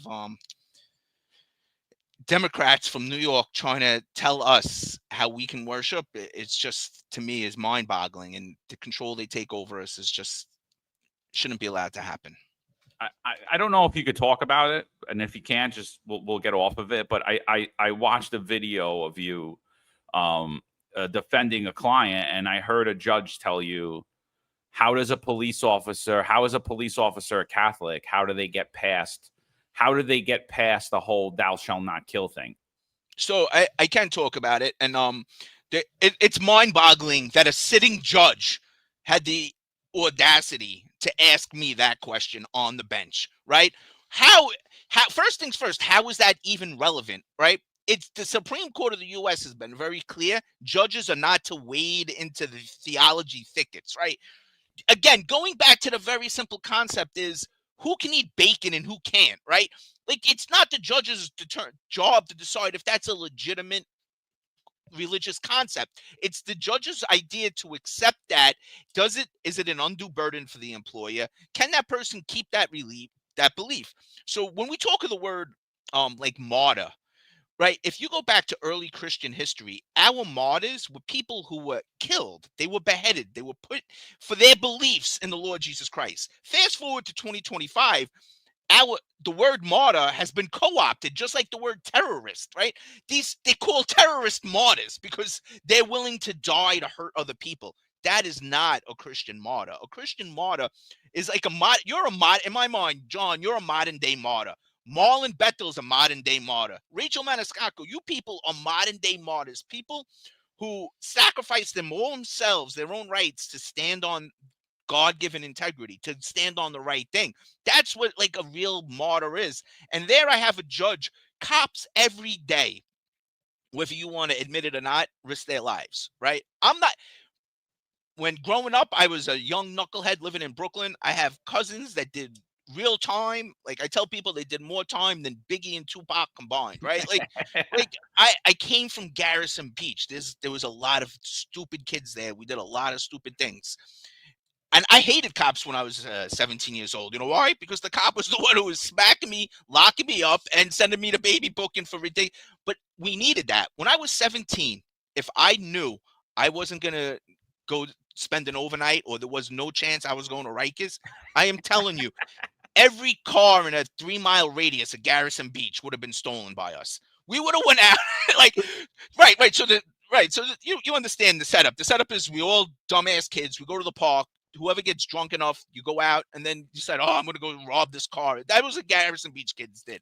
But you had that fear of imprisonment in your mind, right? You had a Today, the young kids, if there's no fear that they're gonna go to jail for the crimes they commit, I'm actually amazed we don't have more crime in the city. Like there should be generational of crime families that tell their kids, "Hey, it's real easy to go out, steal these cars, go rob this. You're not gonna get any real time anyway. Just get it. There's no punishment." So when we have a judge turning around and saying something as ridiculous as, "How can a cop be a Christian?" Well, first things first, there's nothing in the Bible. If a cop is absolutely, in my theological belief, authorized to kill somebody in defense of somebody else, right? If you come up on a scene and there's a young mother with her child who's about to be killed by a monster, of course, that's what society pays cops to do. And and the Lord Jesus would say to do the same. In my opinion, the Lord Jesus would say to do the same thing. I know there's a lot of Christians that would maybe not agree with that statement, but I'm okay putting that argument to Michael at the gates, right? I'm okay for cops to put that argument up, and let's see where it goes. Well, I like, to me, that was like, it was horrific because it really honed in on the whole mandate for me, where it's like, that's your interpretation of the Bible, and people open to their interpretation. But what I read is "thou shalt not murder." It's not "thou shalt not kill." Right. We look at one of the greatest heroes in the Bible, King David. He killed a lot of people. A lot of Right. people in the Bible killed a lot of people under God's authority. Right. So, that's not, like, I'm defending an innocent child. I'm defending innocent people in a shopping mall, and there's some maniac coming. That's not murder. I killed that person, but it's not murder, and so, like, how, and then when she said that, I was like, oh my, and it was like, there were two times that shook my spine. It was that one, and then it was like when they implemented the mandate, and I had some girl tell me, you don't believe in God, and I was like, what? I was like, you feel comfortable saying that to somebody? Like, do you really feel comfortable saying that to me, that I don't believe in God? Like, so like, and maybe I'm not a traditionalist Christian, but like every day of my life, I feel like I converse with the Lord. I feel like He has guided all of my paths, right and wrong, and I know I was that young, dumb kid too, like you. I was that young, dumb kid who was very influenced by the street, very influenced by girls, by money. I was that kid, but I was able to come out of that, like yourself, and get myself on the proper path and see past that, because I had a conscience and I believed that was God directing me. Like, don't do that. If I did something that was stupid, I felt bad. I couldn't think about it. I couldn't sleep, and like, I believed that was God. And so, like, when I heard that, I was like, I couldn't believe it, dude. It was like, I was like, wow, what are we up against? And so my question for you is, like, do you think that, like, the Justice Department should be intervening and looking at these decisions? Like, is there recourse for that to happen, to, like, go back and look at decisions that have been made and say, you know what? This was horrible decision. Like, especially, again, I don't know that you could talk about it, but in my opinion, the Athena Clark decision, she shared it on the show. That was a horrible, horrible decision. I'm going to tell you, I feel terrible as the attorney for Athena Clark. I feel terrible for the plaintiff in that case, right?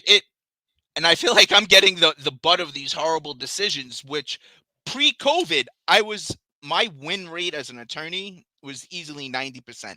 I did not take cases that I thought I was going to lose. I didn't take challenging cases. And frankly, I only took Rachel and Athena's case because I thought it was a slam dunk. I don't want to, I was like, the law is very simple here. I should win this. And then it completely opened up my eyes. Going back to that particular case, I've watched that video a couple of times. I want to tell you something. I was disappointed in myself because I'm normally a little more aggressive in the rebuttal. And I feel like on that particular, I let that judge slide. And I think it was because I was just so shocked she asked me that theological question. I think I should have, refocused her back. Again, I should have been able to tell her that's just an inappropriate question, and I should have told her that, and I didn't. And sometime hindsight's 2020. I do a lot of arguments for a lot of different people. It's tough, and that question that day still rings in my mind because, frankly, that particular judge is a Catholic, and I actually called some people to say, listen, I don't know how you guys are letting her get her ashes. This is what she said about cops, right? And I didn't take it to the next level. I didn't complain to Cardinal Dolan, and I don't know. I think I've had conversations afterwards where she recognized maybe that was an inappropriate. She's never admitted it, but maybe recognized that it could have been handled a different way. So, in fairness to the judge, that conversation did take place. It just wasn't in front of a camera. Well, I mean, but the decision holds up, and It her does, decision right? was based upon that way of thinking. You know Yeah. what I mean? So I like her apology really means nothing. Like there were people that were harmed in it, and like I personally, I watched a lot of videos of you. I didn't notice it. I'll tell you. I think that you've been steadfast. Hindsight is 2020. You could always go back. If I could watch this show after, I should have asked this. I should have said that. This would have been a great time. We're not perfect. We're human. But like that's what I like about you. You're a fighter. You're a normal dude. Like you grew up regular. You grew up in New York City, and there's something to be said about that. Some people would crap all over you because you went to John Jay, and I say that. That's what makes you a fighter. That's what makes you who you are. It's like, that's it. I think, growing up in New York City is a special experience when you're around a ton of people and you have actual life experience. I used to tell everybody, like, I had at 13 years old, I could run circles around 23-year-olds around the country. I could run. You wouldn't even know what happened. You wouldn't even know what happened. Here's me at 17. There's me at 17, right? So I didn't like cops either, but I grew up and like it's that's what I like about you so much. I think and I think the club is important, and I think it's in its truly in its beginning stages, but I see it big things for it, and I see something that potentially could not only have applications in other boroughs, but nationally as well. Really reviving the base and bringing civics back to this country and our youth and in our families and at our dinner table, and stop just putting our heads down, going to work, paying our taxes and our fines, and what am I going to do? What am I going to do? What am I going to do? And I just had the conversation the other day with one of my friends. We were talking about like the breakup of strong ethnic communities in New York City. And I said, go back to Bensonhurst in the 1980s and the 1990s. Go back there. Look for those of you that are on here, go watch the HBO show Storm Over Brooklyn. Don't listen to anything they said on there. I could tell you the real story. A lot of the stuff got perverted. A lot of people that spoke on it perverted their own story. Obviously, this happened long time ago. And but look at the Black community standing strong, going into an all-Italian neighborhood, and then look at how the residents of that neighborhood reacted as a result. And I said, go back there, go back in time to that neighborhood, and you go tell those guys that they have to wear a mask. Go tell them that their kids have to wear a mask. Go do that. And I was like, that never happens. That mandate never happens in early 80s New York City. It never happens in the early 90s New York City. And the Black community, same thing. Go into Bedford-Stuyvesant and tell them to wear a mask, and tell them their kids wear a mask, and go out throughout all the neighborhoods in New York City and do that. You're going to see strong masculine men stand up and say, absolutely not. And you're going to see people in number, not just one guy. You're going to see the entire block. And if you weren't out there, you were shunned, and I think that's the main thing. I think we need to come together is as a community. And I think that's what you're doing. So I applaud you for that. I appreciate that. It is. And listen, I know you have your followers, your listeners, everybody, please, just come out to the meeting, volunteer. Everyone can help some way or another, especially if you're from Brooklyn, you live in Brooklyn. There's absolutely no reason why this all needs to be going on.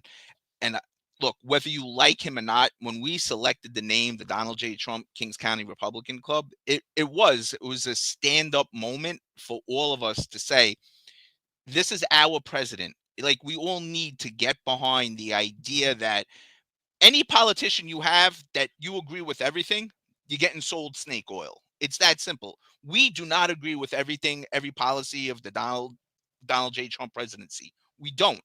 But we do agree that, at least in my opinion, his yes means yes and his no means no, right? He went out and his first term, the things he said he was going to do, he tried to get it done. Notwithstanding Congress standing in his way, which I feel is they're doing the same thing this time around, right? It's very hard. He did say he's going to reinstate and compensate the federal workers. He did that on his first day in office. He recognizes the wrong. Let's get back to a government that works for the people at the local level. I just read some insane statistic that like 30-40% of kids in the fourth grade can't even read at their own level. Like that that should be people. You got to stop voting Democrat in New York City. Democrats, any problem we have in New York City has been the Democrats. It's that simple. They've been in control for the last decade. Anything that's wrong in New York City can be laid squarely at their feet. Governor Cuomo trying to run for mayor in New York City, he ran these problems. Again, you can put a lot of things squarely at his feet. They're never going to fix them. They're selling you snake oil. I am begging all your listeners, everyone, give the Republican line one chance in Brooklyn, one term, one chance. Let's show that there's still integrity left in politics. There's integrity with Janine, with Athena, with Richie, Lewis, Elijah, Gonzalo. Give it. There's no harm in giving it one try. You've tried the Democratic way, and it got you government control and enslaved you. Let's try a different way. Yeah, no, totally agree. Last question for you. If I live on Staten Island or I live in Queens, could I join? Absolutely. Like anyone from all over the country is free to join the club. Our votes and everything, if you can't make it here in person, you can call me and I'll do your proxy vote, whatever you want. Absolutely. We welcome everybody. And ideally, like you said, if we can get one of these clubs in every county across the state of New York, that would be a dream come true. And I will help you. If you don't want to make the trip into Brooklyn, you want to try to start your own DJT club in your own county in the state of New York, contact me, Jim Wagner. I will help walk you through it. We'll figure it out. We'll get it done for you. Pat Donahue says, even a guy from Woodlawn in the Bronx. Listen, he lives in Garrettson, bro. You guys are practically cousins. Come on.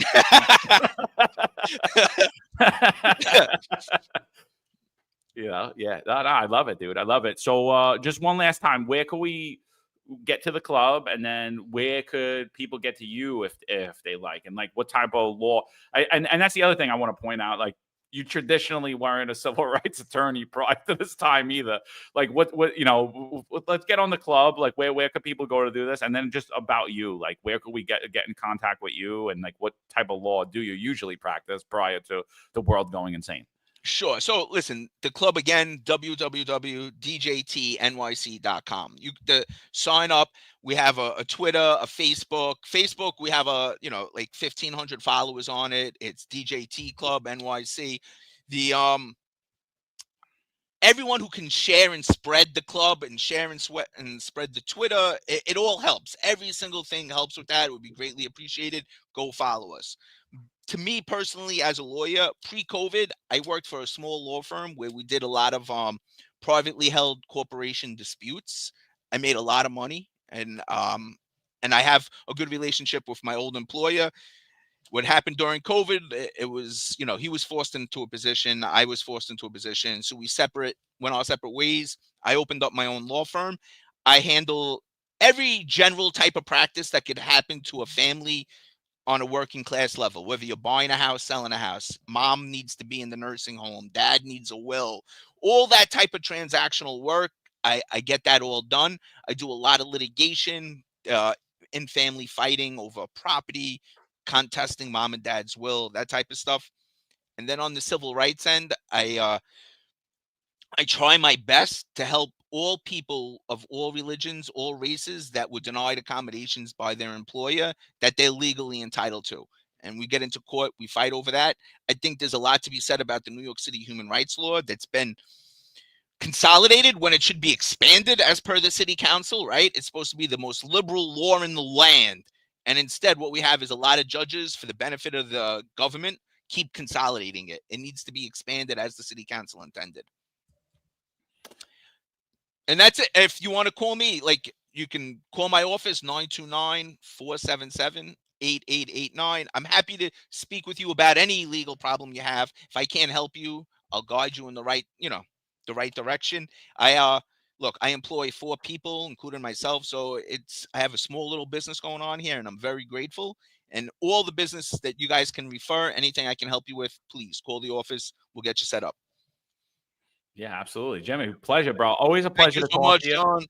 I'd love to have you back on, anything that you'd want to highlight. But just before you get out of here, before we let you go, I know we kept you for 2 hours. I appreciate it. I know you're a busy dude. But like anything that you want to highlight, was there anything that we missed? Is there anything that you want to highlight as on this show? Like if people could take away one thing from watching this, what is it that you want them to take away? That, look, the club, everything, fight, right? The message was laid out for us. They literally tried to assassinate the president on more than one occasion, and I've never seen something as tragic as that get swept under the rug so quickly, right? The idea of the club here in Brooklyn is we need to fight. We need everyone who's still left in Brooklyn to come together. We need to make a change. We need to make a difference. There's a reason a body of water separates us from Manhattan. Let's not let them turn Brooklyn into Manhattan. Let's maintain our constitutional integrity. Let's maintain our American integrity. And let's move. Let's do it together. Please come to the club. Come join the club. Come listen to our speakers. John, I hope to have you come speak one time, and you'll be at the club. It'll be great. And anybody else who has something of interest, reach out to me. If you want to speak in front of the club, more than happy to get that set up. And that goes for any politician that's listening or anyone running for office that's listening, regardless of where you are on the political spectrum.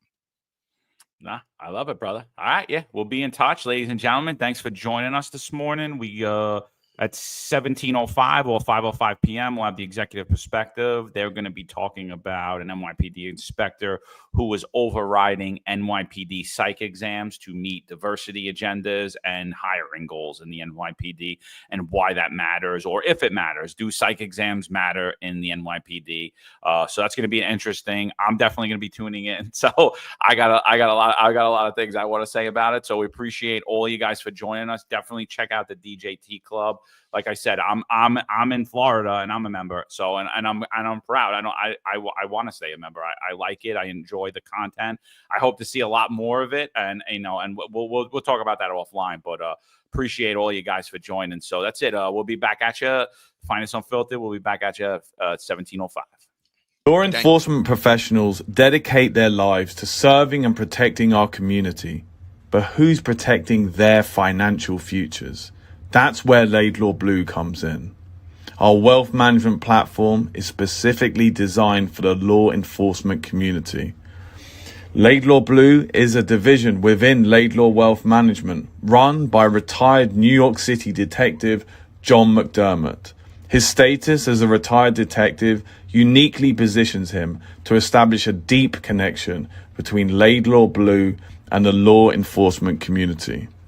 Our platform is easy to use and provides a range of financial services, including investment management, retirement planning, and insurance solutions. With Laidlaw Blue, you can secure your financial future and provide for your loved ones. Our team of experienced financial advisors understands the unique challenges and opportunities that law enforcement professionals face. We're here to help you navigate the complexities of financial planning and achieve your goals. Laidlaw Blue. Secure your financial future today.